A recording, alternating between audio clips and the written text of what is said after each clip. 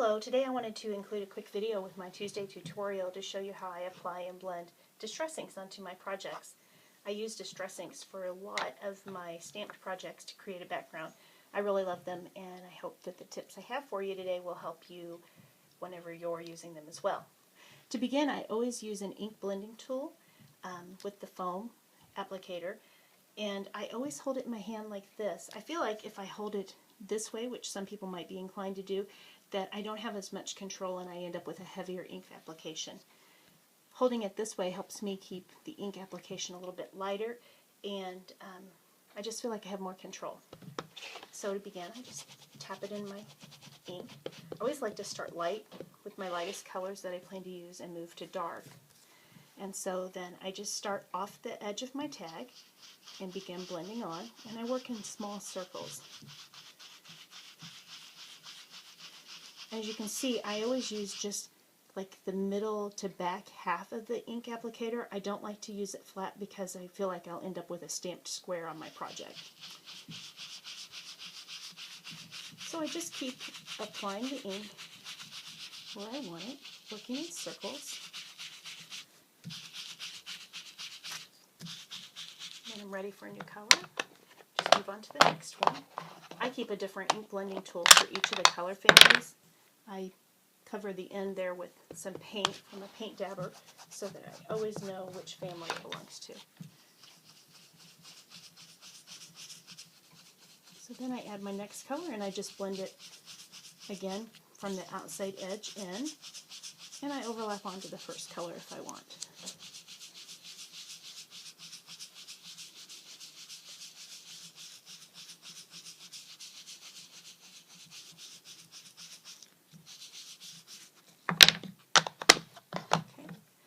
Dried marigold. The first one I used was scattered straw. Next I'm going to move on to tumbled glass. Again, just start off the edge and work in circles going on. A lot of times I keep my tool in the same basic area of my work surface, and I tend to just move my tag.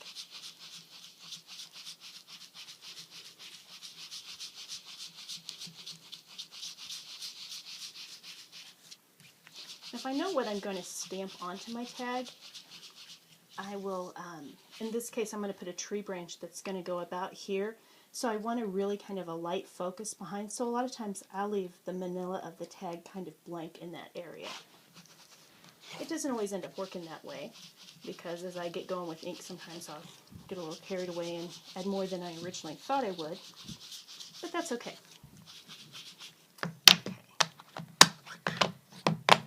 So then I want to add some bundled sage.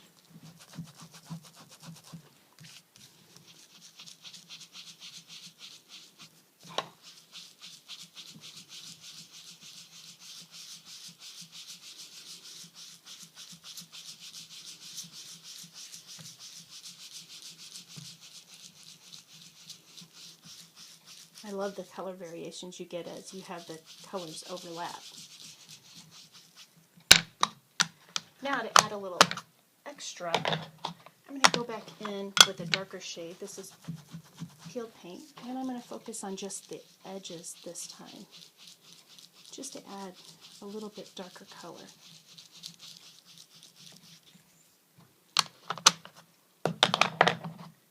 I'm going to go to broken china for the darker blue. Again, I'm just working on the edges.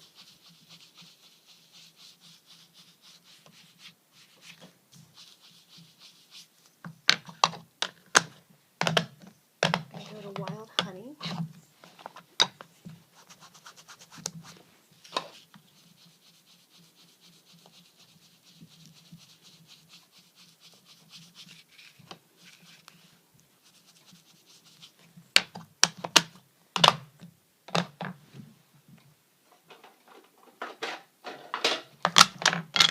And for the yellow, I'm going to use a little mustard seed.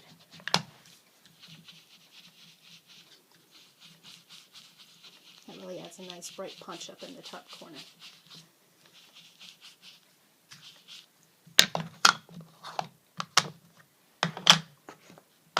Now I want the feeling of this tag to have kind of a watery, wet effect.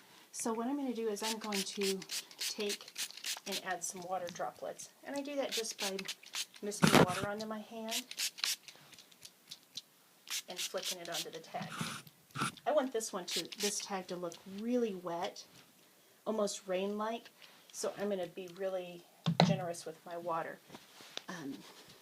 And it's a jumbo tag, so I think you can get a little more aggressive with it. If it was a smaller tag, you might be a little more subtle. And then where there's some really large droplets, I'm just going to block that off. And you can see what your effect is. If you want it to be a little more wet, you could always add some more. I like where it's at, so I'm going to dry it.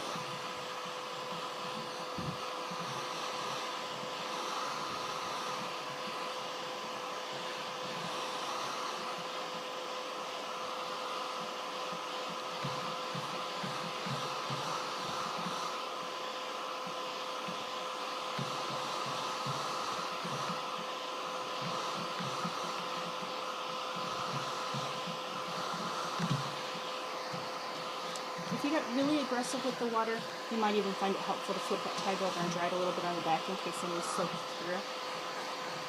If you blot it pretty quickly, it's really not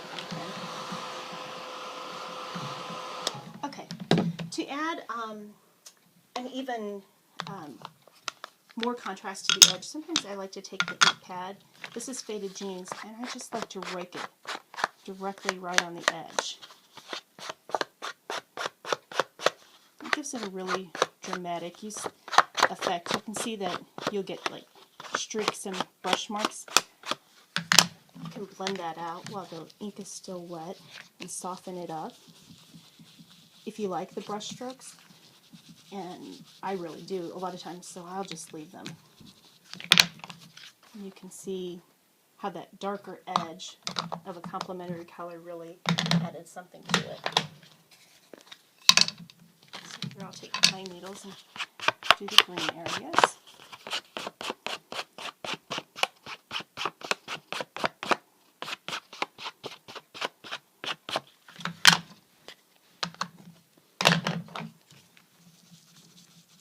Blend those in. And it's at this stage a lot of times I'll add clear embossing powder.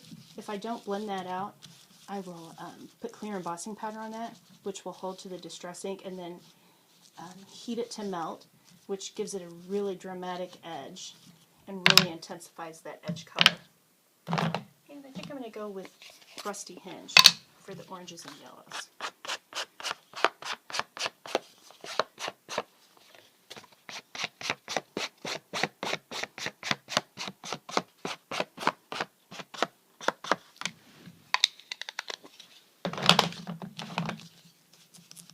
And again, soften that up.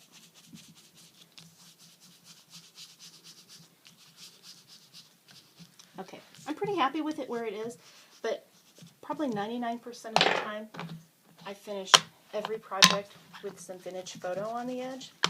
I kind of think of vintage photo as the perfect brown ink color. I know everybody's got their own favorite brown distress ink. This one happens to be mine. And I just really love what it does when it's layered over these other colors.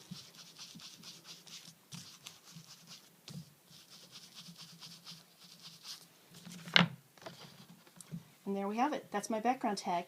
I will finish up with some photos showing you how I finished out the tag. This one's going to be special with a special quote I found on the internet this week that I really liked and that works perfectly with the stamp. So be sure and check out the rest of the blog post to see that. Okay, thank you.